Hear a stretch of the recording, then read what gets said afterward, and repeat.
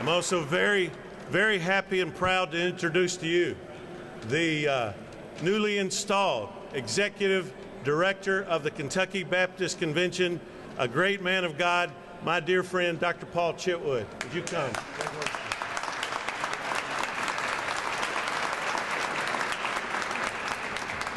Thank you, Dr. York, and we want you to know we appreciate your efforts in calling together Kentuckians on this day. We appreciate the stand that you have taken at no consideration for personal cost to you to lead the way in these opposition efforts to expanding gambling in Kentucky. And I thank you for being here today, for answering this call, for being willing to get involved, to allow your voice to be heard, to speak the truth, to speak it in love, but to speak it clearly on the issue of expanded gambling. The Proverbs say, "He who mocks the poor shows reproach for their maker." I cannot imagine any initiative in the state government that would more grossly mock the poor than an initiative that clearly preys upon the poor.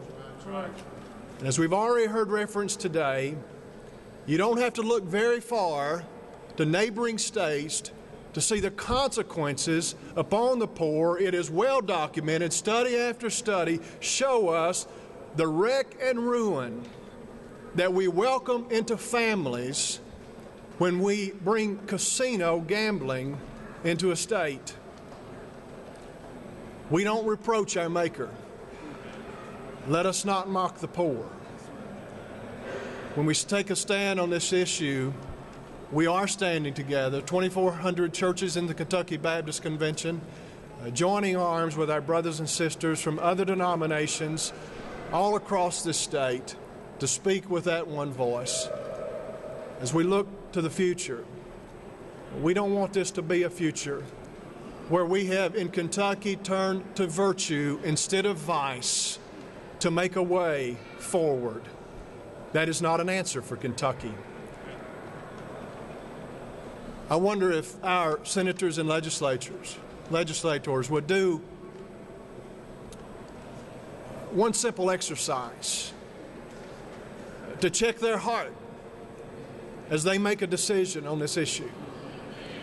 If they would simply write on a piece of paper the number of children they are willing to put at risk, the number of children they think is an acceptable number to see become homeless, to have their parents divorced, to have, and we see this study after study, their mom and dads become criminals when they look for ways to get out of the mountain of debt, when they look for ways to make a way forward when gambling hasn't worked, but when gambling has so increased the burden and the problems that they're facing as a family, they feel like they have no other way to turn.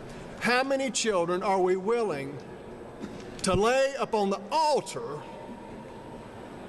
of casino gambling and say, we willingly sacrifice you and your future so Kentuckians can gamble?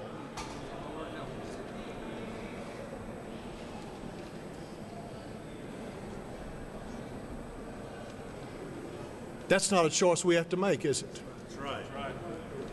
That's not a choice any senator, state representative has to make.